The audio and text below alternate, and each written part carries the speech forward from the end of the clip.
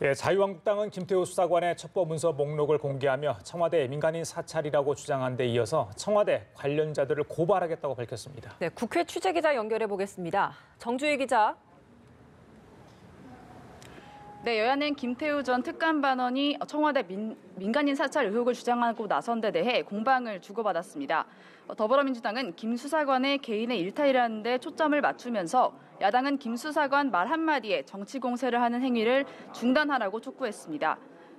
서영교 원내수석 부대표는 김 수사관은 유착 의심이 있는 건설업자에게 자비로 산 선물을 대통령 명의로 준 사람이라고 밝혔습니다. 또 민간인 사찰은 이런 것이라면서 과거 이명박 박근혜 정부에서의 민간인 사찰 의혹을 나열했습니다. 반면 자유한국당은 청와대 관계자를 검찰 고발하겠다면서 공세 수위를 더욱 끌어올렸습니다. 나경원 원내대표는 오전 회의에서 직무유기와 직권남용 혐의로 고발장을 제출할 것이라고 밝혔습니다.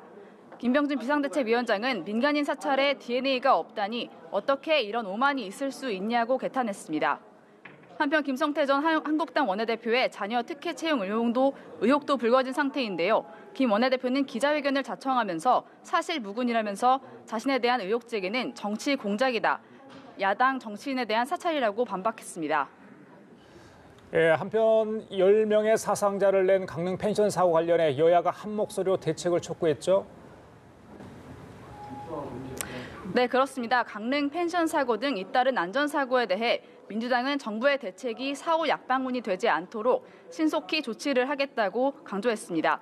김태년 정책위 의장은 오전 회의에서 단순히 민박시설 안전대책 마련에 그치지 않고 안전관리 실태 전반에 대한 개선 방안을 마련하는 게 시급하다고 강조했습니다. 그러면서 최근 발생한 사고를 거울 삼아 안전 관련 정책을 재정비하고 법 개정을 조속히 마무리하겠다고 했습니다. 하지만 한국당은 이게 재난 컨트롤 타워의 모습이냐고 규탄했습니다.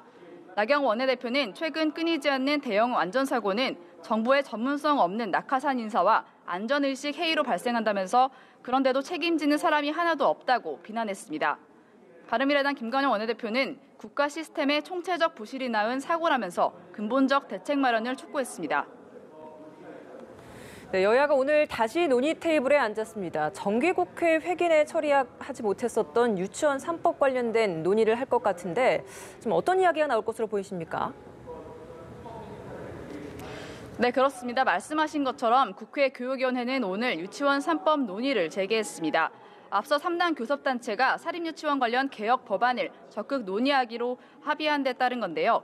여야는 여전히 누리과정 지원금을 보조금 전환할지 여부와 교비의 국가회계 관리 일원화 여부 등 주요 쟁점에서 이견을 보이고 있는 상황입니다. 민주당 홍영표 원내대표는 끝내 한국당이 반대한다면 패스트트랙을 통해 법안을 처리하는 방안을 추진하겠다고 재차 경고했습니다. 지금까지 국회에서 연합뉴스TV 정주희입니다.